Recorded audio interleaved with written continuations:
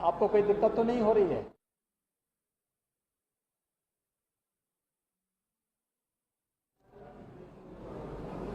मित्रों, कोरोना के खिलाफ देश की जो लड़ाई वर्तमान में चल रही है, इसमें उत्तर प्रदेश देश की सबसे बड़ी आबादी का राज्य होने के कारण उत्तर प्रदेश की अपनी एक बड़ी भूमिका है। उत्तर प्रदेश में जब कोरोना की प्रथम लहर आई थी, तब भी एक बेहतर परिणाम दिया था। वर्तमान में उत्तर प्रदेश देश की सबसे बड़ी आबादी का राज्य होने के बावजूद प्रभावी ढंग से कोरोना के खिलाफ इस लड़ाई को लड़ रहा है। उत्तर प्रदेश के बारे में जो आशंका थी कि उत्तर प्रदेश में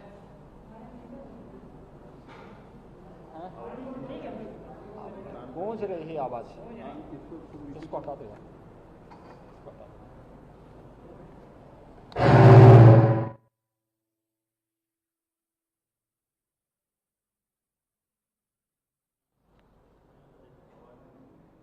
उत्तर प्रदेश में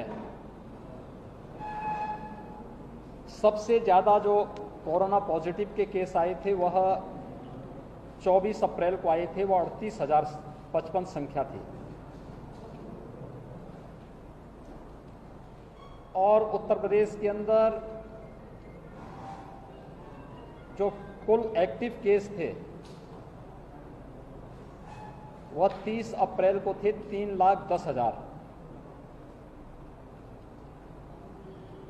पिछले 8 दिनों के अंदर, यानी 1 मई से लेकर के 7 मई तक उत्तर प्रदेश में 65,000 एक्टिव केस कोरोना के कम हुए हैं।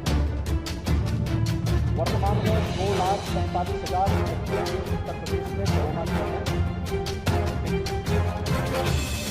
और लगातार कोरोना के केसेज कम हो रहे हैं। प्रदेश के अंदर जिन क्षेत्रों में पॉजिटिविटी ज़्यादा थी, मैंने वहीं से अपनी समीक्षा बैठकों की शुरुआत की है। जैसे कि मैं 4 दिन पहले वीडियो कॉन्फ्रेंसिंग के माध्यम से प्रदेश के सभी जनपदों से जुड़ा था, लेकिन मैंने उसे समझा कि फील्ड में उतर करके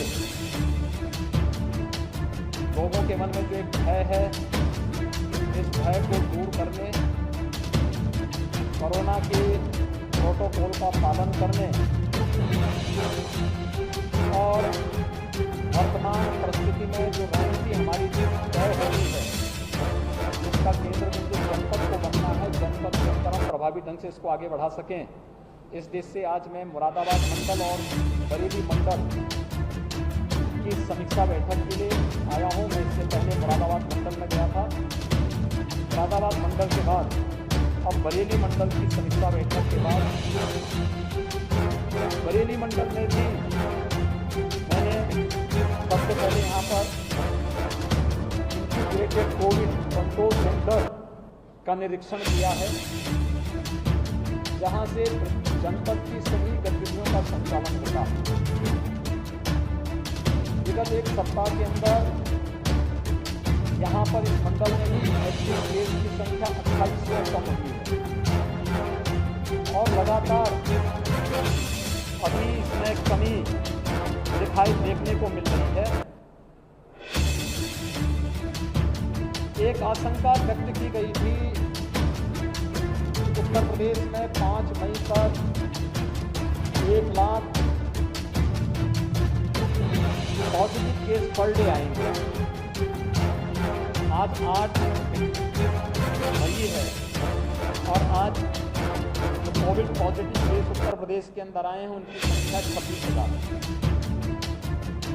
यानी हम लोग अपनी रणनीति में और कोविड प्रबंधन में अब तक सफल रहे हैं। दूसरी आशंका जो व्यक्त की गई थी कि पंचायत चुनाव के बाद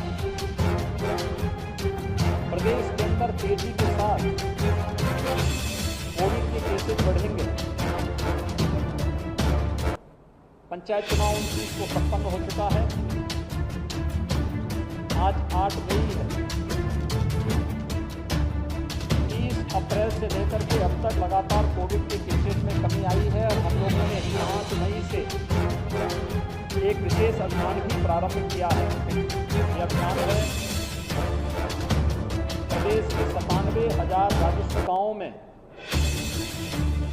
हर परिवार और व्यक्ति का स्क्रीनिंग करना, हर लक्षण युक्त और संदिग्ध केस का एंटीजन टेस्ट कराना,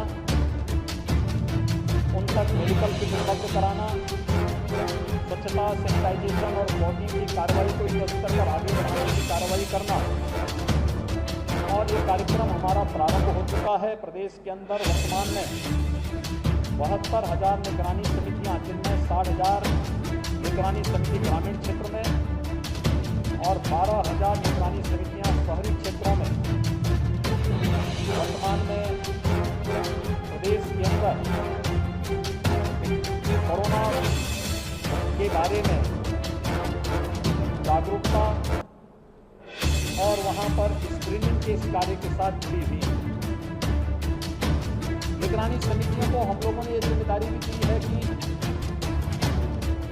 हर लक्षण युक्त व्यक्ति को और कोरोना पॉजिटिव के जिसमें लक्षण हो या फिर रिपोर्ट पॉजिटिव आने के पहले ही लक्षण युक्त व्यक्ति को या संदिग्ध व्यक्ति को मेडिकल किट भी उपलब्ध करवाना और उनकी सूची लेकर के जिले के अंदर इंटीग्रेटेड कोविड कमांड सेंटर में उपलब्ध कराना, जिससे उन लोगों को वहां पर उचित चिकित्सीय सलाह दी जा सके कंसल्टेशन के माध्यम से।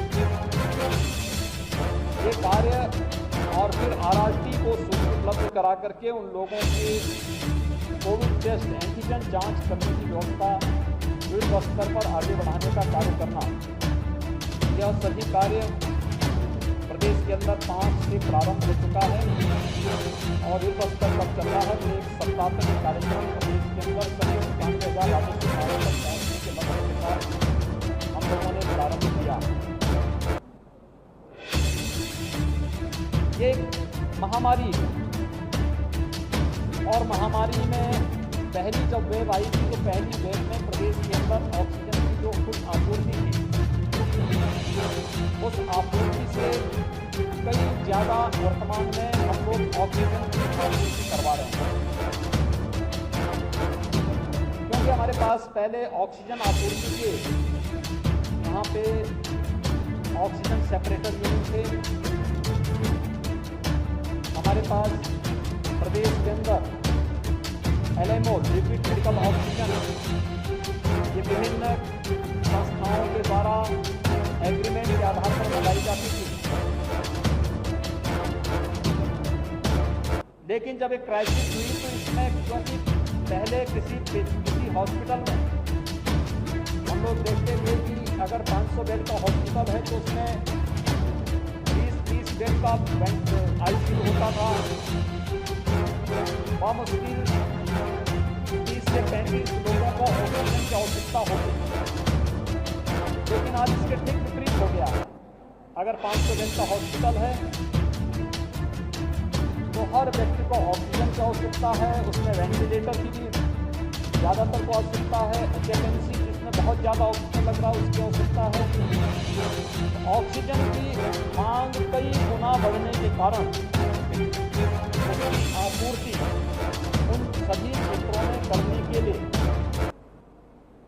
हम लोगों ने कई प्लानिंग की और मैं आभारी हूँ आदरणीय प्रधानमंत्री जी का और भारत सरकार का, जिन्होंने ऑक्सीजन की आपूर्ति में हमें मदद की, जिसमें एयरफोर्स के जहाज के माध्यम से खाली टैंकर को यहाँ से उन गंतव्य स्थलों तक पहुँचाने में मदद करना, चाहे वो कमलेशपुर हो, चाहे जामनगर हो, चाहे बोकारो हो, उन सभी क्षेत्रों में पहुँचाने में योगदान देना और वहाँ से स्पेशल ऑक्सीजन ट्रेन चलाना।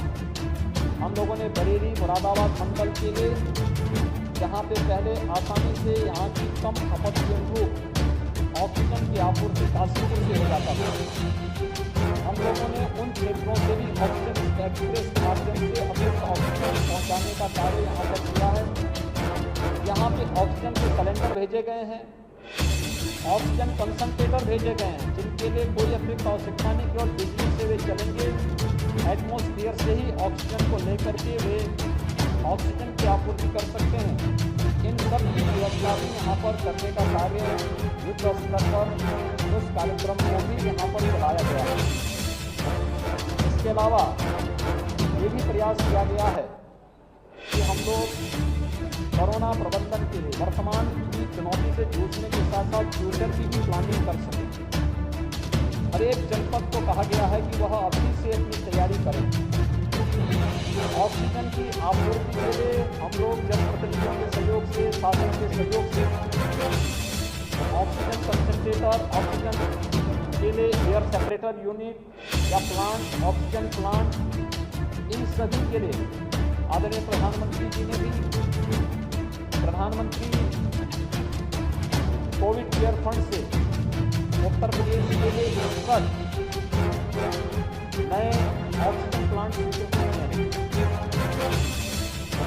हम लोगों ने राज्य सरकार के मद से मेडिकल एजुकेशन और हेल्थ की ओर से भी ऑक्सीजन प्लांट स्वीकृत किए गए हैं और इसके अलावा गन्ना विभाग ने भी CSR के मद से हर एक जनपद में एक ऑक्सीजन प्लांट लगाने की कार्रवाई प्रारंभ की, जिससे फ्यूचर की उन चुनौतियों से जूझने में और उन चुनौतियों का मुकाबला सफलतापूर्वक करने के लिए हम कार्य कर सकें। इस पर तो कार्य हो ही रहा है, लेकिन साथ साथ बेड्स की संख्या भी बढ़े, टेस्टिंग की क्षमता को बढ़ाना पड़ेगा। इसके लिए हम लोगों ने प्लानिंग की है और ये भी व्यवस्था प्रारंभ की है कि हर एक व्यक्ति को सुरक्षा कवच दे सके। वैक्सीनेशन उसका एक बहुत प्रमुख आधार है। वैक्सीनेशन के लिए भी एक विशेष अभियान चलाने की कार्रवाई प्रदेश के अंदर हम लोगों ने प्रारंभ की है और मुझे बताते हुए प्रसन्नता है कि प्रदेश में अब तक 1,35,00,000 से भी लोगों को हम लोग वैक्सीनेशन 45+ लोगों को 1,45,00,000 लोगों को ये वैक्सीन दे चुके हैं और 18 से 44 के रेंज में 1 लाख से भी लोगों को हमने वैक्सीन दिया, जिसमें बरेली भी पहले चरण में आच्छादित है। सोमवार से हम लोग 18+ वालों को जो वैक्सीन देना है 18 से 44 के बीच में, इसके लिए अब 7 से बढ़ा करके संख्या 18 जनपदों में करने जा रहे हैं और नगर निगम में और गौतम बुद्ध नगर जनपद में हम लोग सोमवार से वैक्सीनेशन के बृहद कार्यक्रम को भी आगे बढ़ा रहे हैं। हमारा फोकस है कि वैक्सीनेशन में वैक्सीन की वेस्टेज को कम से कम किया जाए और वैक्सीन की वेस्टेज को कम करने के लिए पहले से प्लानिंग करना, उस प्रकार का सॉफ्टवेयर विकसित किया जा रहा है, ऑनलाइन रजिस्ट्रेशन की व्यवस्था की जा रही है, उतने ही लोगों को कंफर्म करके बुलाना जितने लोगों को उस दिन वैक्सीन दिया जा सके और वेस्टेज को न्यूनतम स्तर तक पहुंचाने, जिससे हर एक व्यक्ति तक वैक्सीन पहुंच सके। इस कार्यक्रम को भी आगे बढ़ाने का कार्य प्रदेश के अंदर युद्ध स्तर पर किया जा रहा है। प्रदेश के अंदर कोरोना प्रबंधन के इस कार्य में सेकेंड वेव को सफलतापूर्वक रोकने के लिए भी जो व्यापक कार्य योजना बनी है, भारत सरकार का मार्गदर्शन इसमें निरंतर प्राप्त हो रहा है, हर प्रकार का सहयोग प्राप्त हो रहा है। हम लोगों का पूरा विश्वास है कि जनता जनार्दन और सभी लोगों के सहयोग से, जनप्रतिनिधियों के सहयोग से हमारी प्रशासनिक मशीनरी सेकेंड वेव पर भी प्रभावी अंकुश लगाने और प्रत्येक नागरिक को हम लोग इस महामारी से बचाने में सफल होंगे। मेरी आप सबसे भी अपील है कि स्वयं का बचाव करते हुए कोरोना के प्रति व्यापक जागरूकता का हम कार्यक्रम जरूर चलाएं। खासतौर पर प्रत्येक व्यक्ति से अपील हो कि अगर आवश्यक नहीं तो घर से बाहर न निकलें। दूसरा, हाई रिस्क कैटेगरी को 60 वर्ष से ऊपर के लोगों को, 10 वर्ष से कम के बच्चों को, गर्भवती महिलाओं को, कमजोर इम्यूनिटी के लोगों को, एक से अधिक बीमारियों से ग्रसित किसी भी व्यक्ति को, जो लोग घर के बाहर किसी को निकलना आवश्यक है तो मास्क लगा करके चलें और 2 गज की दूरी का पालन करें। किसी वस्तु को धोते हैं तो सैनिटाइजर से हाथ को साफ जरूर करें। अगर इन नियमों का पालन हर व्यक्ति करे और शासन के द्वारा जो कोविड प्रोटोकॉल लागू किया गया इसका पालन करेगा तो निश्चित ही सफलता प्राप्त होगी। लोगों में काफी अवेयरनेस लाया है। मैंने आज भी मुरादाबाद मंडल में मुरादाबाद विकासखंड के एक गांव का विजिट किया था। होम आइसोलेशन में जुड़े हुए लोगों से मैं वहां पर देखने के लिए गया था उन्हें मेडिकल किट मिल रहा है कि नहीं मिल रहा है। वहां पर मेडिकल किट उपलब्ध हुआ था